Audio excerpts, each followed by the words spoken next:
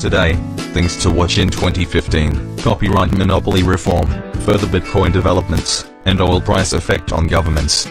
Your host is Rick Falkvinger, and this is Liberties Report. This report is presented by Private Internet Access. Good evening. Here's Liberties Report for Week 1, fresh for the new year. And here are the top 3 things to look out for in 2015. Copyright monopoly reforms, Bitcoin maturity, and the oil price and how that affects the overall economy worldwide.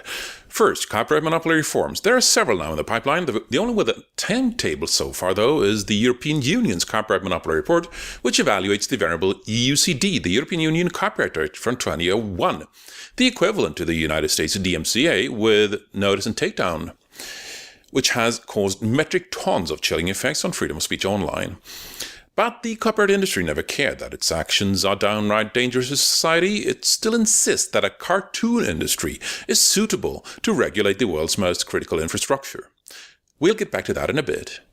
First, the timetable for the European Union report on what works and what doesn't with a copyright monopoly, since the responsible person for this report is Julia Reda, the party's member of the European Parliament. We have a hope that it's actually going to be quite sensible, even though she also needs to write this report in a manner that it gets majority support, first in the Legal Affairs Committee, which has been, lawyers who praise the status quo and are opposed to technology. And after the Legal Affairs Committee, it needs to pass the European Parliament as a whole. The draft report is being presented in just over 2 weeks, on January 20, and the vote in the Legal Affairs Committee is on April 16. The vote in the European Parliament as a whole on this report is May 20 of this year.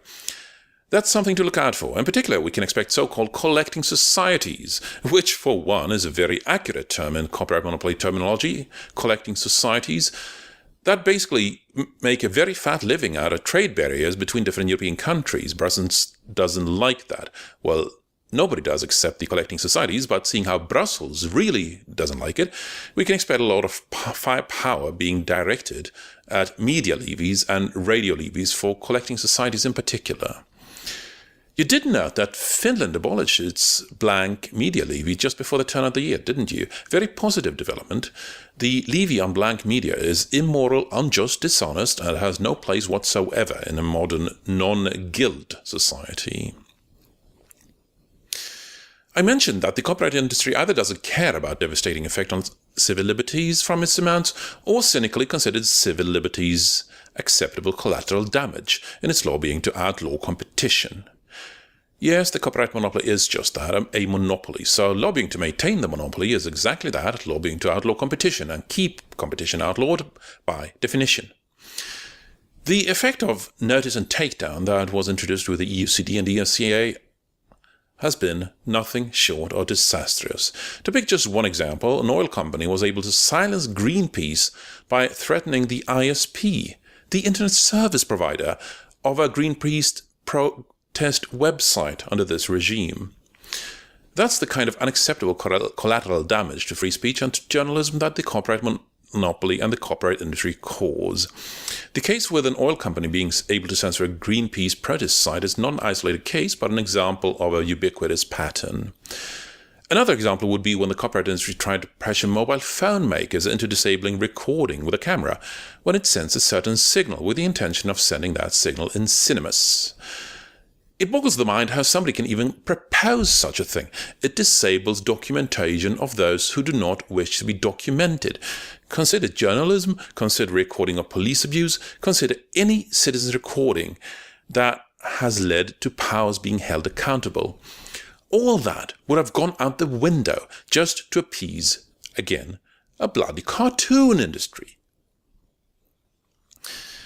There's obviously also the issue of so-called free trade agreements, which are anything but.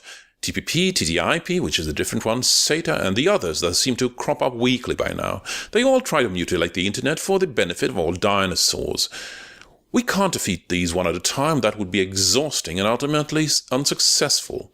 We need to get to the root of the problem, that incumbent corporations are able to buy international regulations to outlaw competition. Which brings us to the second major thing to watch in 2015, which is Bitcoin, obviously.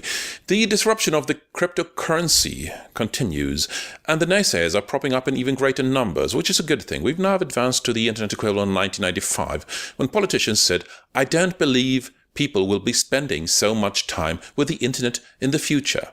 What's it good for?" Yes, the Swedish Minister of Communications did say that. Although, to be honest, in 1996.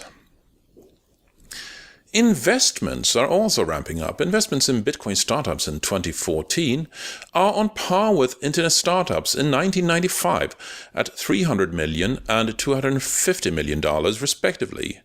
For Bitcoin, that's a threefold increase from the previous year's $100 million. And those of us who were using anything internet-related in 1995 remember how nascent it was, but how once you use it, you realized how it would change everything and dropkick all the industries that were incumbent, just dropkick their methods of distribution, which they are still fighting, by the way, rather unsuccessfully so. You can only try to sue technological progress in courts for so long, after all. The field of Bitcoin was somewhat quiet in 2014, but with a flurry of Bitcoin and cryptocurrency-related activity happening under the surface in the past year, there are plenty of reasons to expect major launches and attention in this field in 2015. Which brings us to finance and economy overall, which is the third thing to watch in 2015. The oil price keeps slipping. With no bottom in sight, Greece appears to be heading for a Eurozone exit, in addition to the US, Russian and Chinese economies, which are all overstretched. More and more economies are coming out saying that we're heading for a strong correction, which is economists' terms for major crash of about just everything.